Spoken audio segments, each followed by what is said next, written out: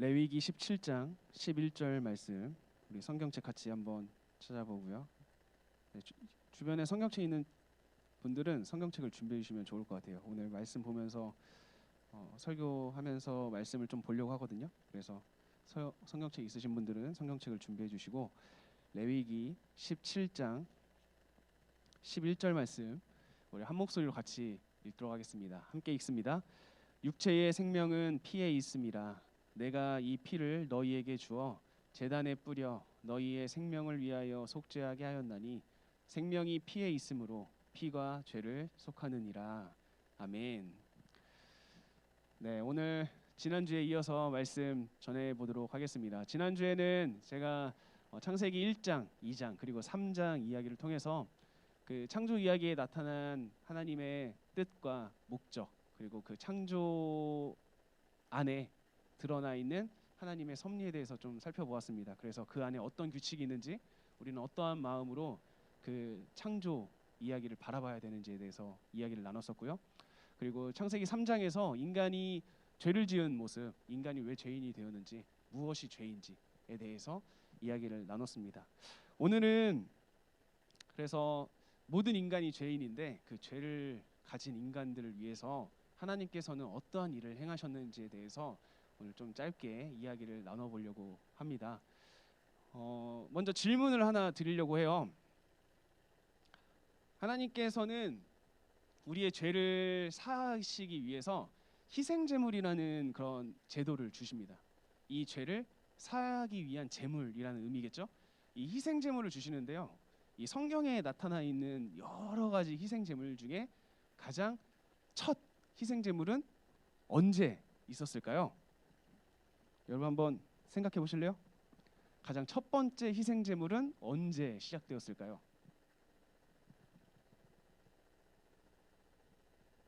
언제일까요, 회장님? 아벨. 총무님은요? 그때요. 그때입니까? 예빈이도 그때요? 네. 아벨. 가장 첫 제사는 아벨이다. 조금만 더 올라가 볼게요. 조금만 더 올라가면 최초의 희생제사가 나와요. 최초의 희생제사는 언제냐면요. 하나님께서 아담과 하와를 위해서 가죽옷을 입힌 그 시대입니다. 그 사건입니다. 아담과 하와의 죄를 가려주기 위해서 아담과 하와는 자기가 죄를 지었다고 느꼈을 때 부끄러움을 발견했잖아요. 그래서 자신들이 나름대로 무화과나무 잎을 엮어가지고 옷을 만들었단 말이죠. 그런데 그걸로는 그 부끄러움을 가릴 수가 없었어요. 그런데 그들을 이제 하나님께서 에덴 동쪽으로 내쫓으시면서 하나를 선물로 주셨는데 그게 뭐냐면 가죽옷이었습니다. 그런데 이 가죽옷을 우리는 생각해봐야 되죠. 가죽옷은 그냥 나올 수가 없잖아요. 가축이 그 동물이 죽어야 되고요. 피를 흘려야 되고 그리고 세분화돼 가지고 다 갈기갈기 찢겨야 되고 그리고 건조되어서 그리고 그 가죽으로 옷을 입어야만 그 아담과 하와의 죄를 덮을 수가 있었습니다. 이것이 희생제물의 첫 번째 단계였어요. 그리고 이제 여러분들이 말했듯이 아벨의 희생제사도 나오고요. 그리고 쭉 이어서 오면 이제 노아도 제사를 드렸고 아브라함도 제사를 드렸고 그리고 이제 이스라엘이라는 나라가 딱 세워진 다음에는 하나님께서 제사를 드릴 수 있는 방법을 레위기에서 규정을 해주죠. 자, 그런 다음에는요. 우리가 희생제사의 첫 번째를 봤다라면 이번에는 희생제사에 드리는 방법을 한번 보려고 해요. 희생제사를 어떻게 드리는지. 그래서 성경책 있으신 분들은 레위기 4장을 한번 펴주면 좋을 것 같아요. 레위기 4장을 한번 볼게요. 네, 레위기 4장 2절을 보면요. 이런 말씀이 있어요. 이스라엘 자손에게 말하여 이르라. 누구든지 여호와의 계명 중 하나라도 그릇 범하였으되. 그러니까 한 가지라도 죄를 지은 사람은 제사를 드려야 되는데요. 그 제사를 드리는 방법에 대해서 지금 이제 쭉 나옵니다. 자, 먼저 제사를 드리려고 온 사람이 있겠죠. 그래서 그 제사를 드리기 위해서 자기의 죄를 사하기 위해서 제사를 드리러 온 사람들은 일단 가장 기본적인 준비물이 필요해요. 그 준비물이 뭘까요? 그 준비물 동물, 제물이 되어야 될 동물. 3절에서는 뭐라고 되어 있죠? 수송아지입니다. 수송아지. 네, 뭐 수송아지든 아니면 순양이든 상관없어요. 또 다른 제물들도 있어요. 하지만 제물의 종류는 상관없는데 그 제물의 성질은 똑같아야 돼요. 그 제물의 성질이 뭐죠? 뭐가 없어야 돼요? 흠이 없어야 됩니다. 그러니까 흠이 없다라는 것은 그 제물에 상처가 없어야 됨을 의미를 해요. 그래서 이 당시 여러분들 이 당시를 한번 상상을 해봤으면 좋겠어요. 여러분들이 지금부터는 상상을 해볼 거예요. 여러분들이 제사를 드리는 사람입니다. 자, 이 당시에 교통수단은 뭐 보행이겠죠. 대부분의 사람들이 보행이겠죠. 그러면 이 당시에 뭐 여기 성막은 몇 개가 있었을까요? 한 개죠. 그러면 이스라엘 딱 중심에 딱 하나 있는 성막이에요. 그 성막을 향해서 사람들이 옵니다.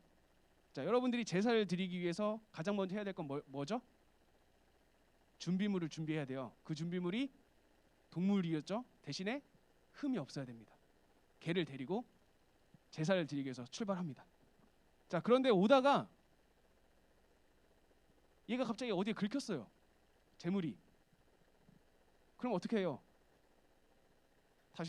다시 돌아가야 되죠. 다시 돌아가서 또 다른 제물을 준비하고. 그러니까 이 사실 제물을 준비하는 작업 역시도 쉽지 않았을 거예요. 이 흠 없는 제물을 준비해야 되거든요. 그리고 걸어서 와야 되고. 자, 어렵게 제물을 준비해서 성막에 딱 왔습니다. 자, 성막에 도착을 하면요, 제물을 이제 하나님 자기의 죄를 위해서 드려야 돼요. 첫 번째 단계는 무엇이냐면 그 제물 머리에 안수하는 겁니다. 자, 그 제물 머리 위에 안수는 무엇을 뜻할까요?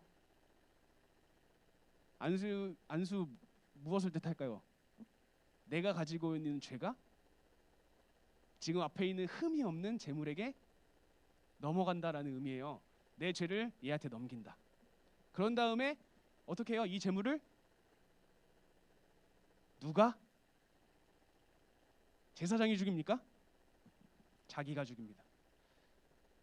내가 죽이는 거예요. 내가 데리고 온, 내가 키운 동물이겠죠? 내가 키운 동물이거나 산 동물이거나 샀든지 키웠으면 더 정이 있었을 거고, 샀을 때 그 사람이 열심히 노동해가지고 번 돈을 가지고 재물을 샀어요. 그런데 그 재물을 자기의 죄를 위해서 자기의 손으로 직접 죽이는 거죠. 자, 자기의 손을 죽인 다음에요. 그 다음에는 어떻게 하죠? 피를 빼고요. 피는 제사장한테 주고요. 그 다음에 하는 일이 그 재물을 다 분해합니다. 그 재물을 다 분해해요. 분해하는 작업은 누가 할까요? 자기가 합니다. 분해하는 작업. 그러니까 이 하나님께 드릴 부분, 뺄 부분, 그리고 이것 각을 뜨는 거, 이걸 다 지금 제가 하는 거고요. 여러분이 하는 거예요. 여러분들이 칼을 들고. 제사장은 뭐만 해주는 거예요? 제사만 드려줍니다. 내가 죽인 동물 가지고, 내가 각을 뜬 동물들을 가지고 제사장은 제사만 드려주는 거예요. 이렇게 하면 제사가 끝납니다. 나의 죄가 사해지는데, 이 기간은 얼마나 될까요? 이 죄를 지은 기간 하루일까요?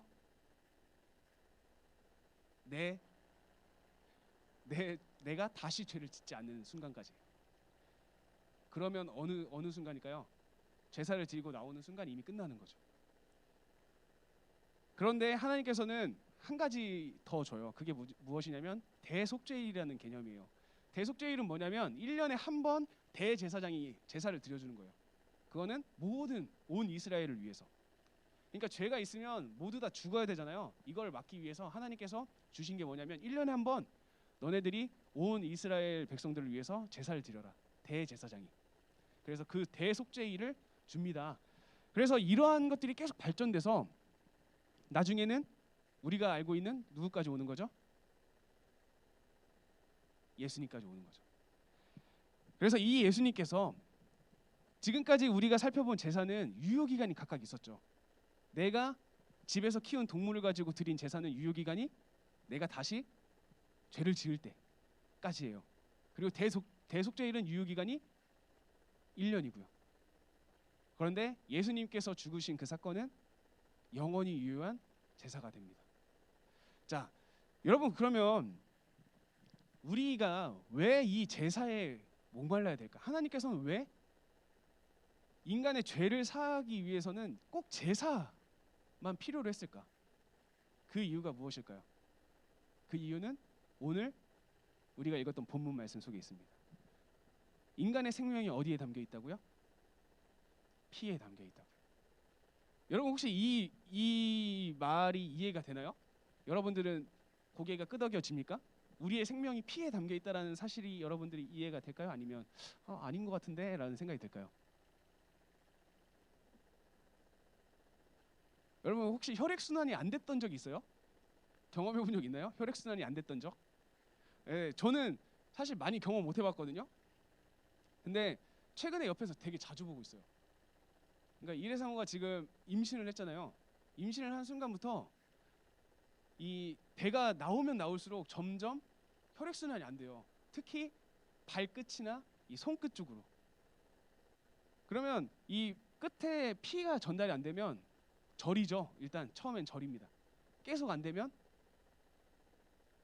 이제 점점 그곳이 문제가 발생하기 시작하면서 썩어가고요. 이런 식으로 되는 거죠.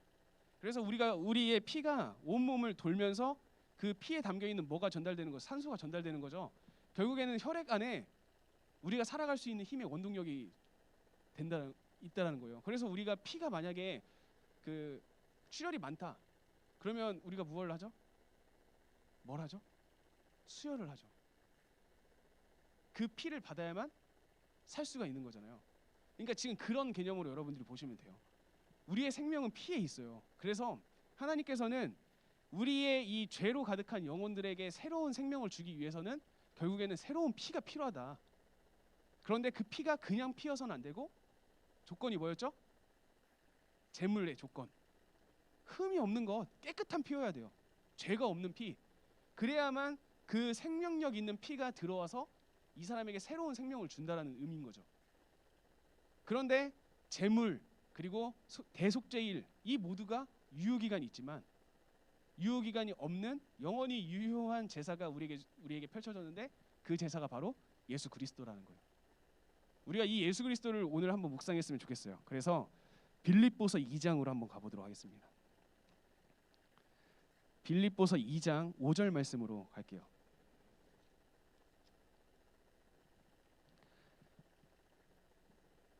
빌립보서 2장 5절에서 11절까지 말씀을 같이 한번 읽어보겠습니다. 우리 함께 읽습니다. 시작.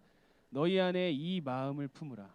곧 그리스도 예수의 마음이니 그는 근본 하나님의 본체시나 하나님과 동등됨을 취할 것으로 여기지 아니하시고 오히려 자기를 비워 종의 형체를 가지사 사람들과 같이 되셨고 사람의 모양으로 나타나사 자기를 낮추시고 죽기까지 복종하셨으니 곧 십자가에 죽으심이라.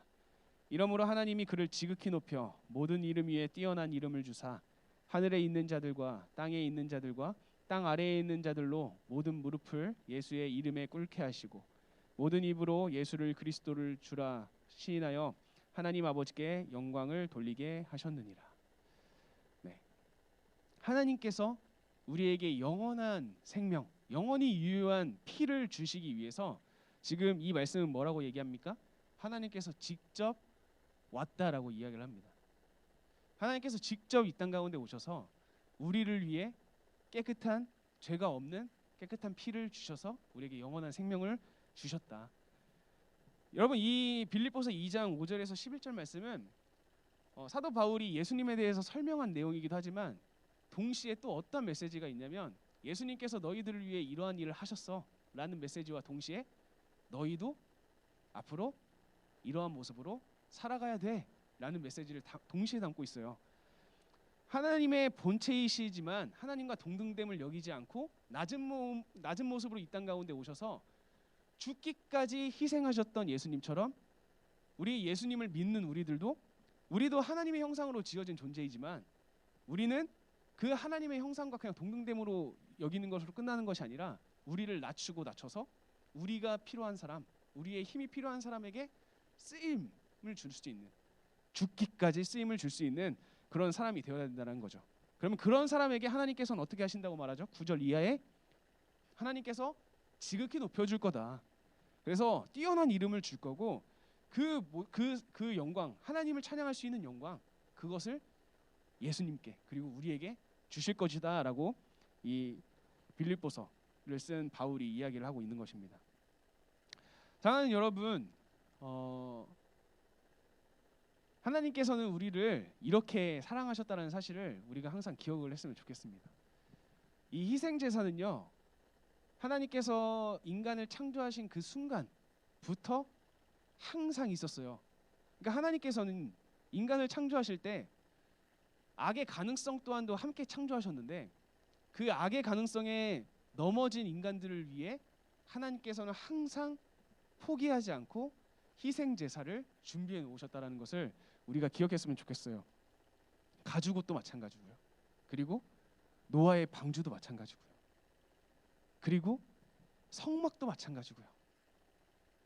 희생 제사도 마찬가지고 신약으로 와서 예수님까지. 하나님께서는 우리를 향한 계획을 절대 멈추시지 않으셨고 끝까지 하셨고 결국에는 자기를 죽이는 것까지 자기를 죽게 함으로 우리에게 올 은혜를 완성시켰다는 것을 우리 청년들이 항상 기억하며 살아갔으면 좋겠습니다. 이것이 하나님께서 우리에게 주신 은혜고요. 우리가 지금 이 자리에 설 수 있는 이유고요. 우리가 살아갈 이유라는 것을 우리 청년들이 항상 생각하면서 살아가는 저와 여러분이 됐으면 너무나 좋겠습니다.